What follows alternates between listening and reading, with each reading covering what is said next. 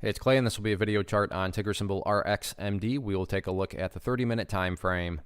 Real quick, what do I mean by 30-minute in case maybe you're new to charts? Instead of each one of these candlesticks here representing 1 day's worth of price action, which is what you would normally see, each one represents 30 minutes. So while this here may look like several days worth of time, it's actually just today's price action broken down into 30-minute time slices. I like to this time frame. I think it does a good job of telling the quote-unquote story of the price and just makes mapping out levels of support and resistance a bit easier to see. I've been doing this analysis on a pretty routine basis. In fact, did it yesterday, so that's where the green and red line annotations are coming from. And another very nice move for the chart. Things continue to work their way upwards, and really at the end of the day, that's all you can ask for, higher lows, because as long as higher lows are being built, then everything else will take care of itself. So on that note, I'm going to go ahead and adjust this green line up. Yeah, that still pertains down there at 21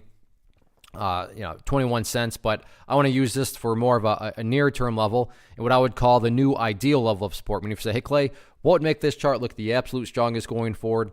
That would be if the price can now hold up above 23 cents. Do not get me wrong, though. I am not saying that if the price falls below 23, then the entire chart's ruined or anything like that. But yeah, if the price can manage to stay up above the 23-cent mark, then that would definitely be a big sign of power going forward. As far as the overall move is concerned, and this is what I'm defining as quote-unquote the overall move, just keep an eye right there on that purple line, which is the famous 50-period simple moving average. Keyword being moving. So as time goes by, this purple line is going to move itself higher and higher.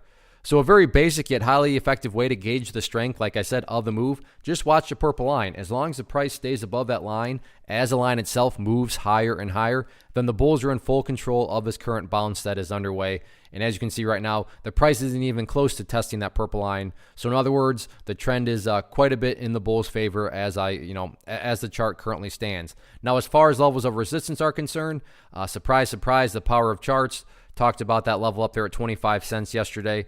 And you can see that's right where the price, ultimately kind of stuttered around and is now struggling. I'm not saying the price can't break through it or anything like that. I'm just saying it makes sense why the price is now struggling at that area. Although I do want to get one more area of resistance now added, given that the prices looks like it potentially break through that level tomorrow. And the next level is just simply the pretty much overall highs right up there around slightly above 26 cents. So very nice recovery after what was a pretty nasty pullback.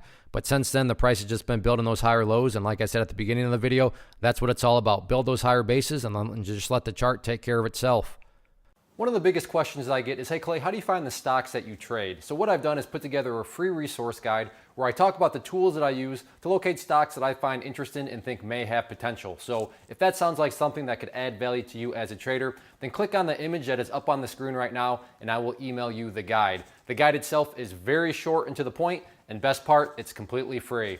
Thanks for watching the video. Let me know if you have any questions.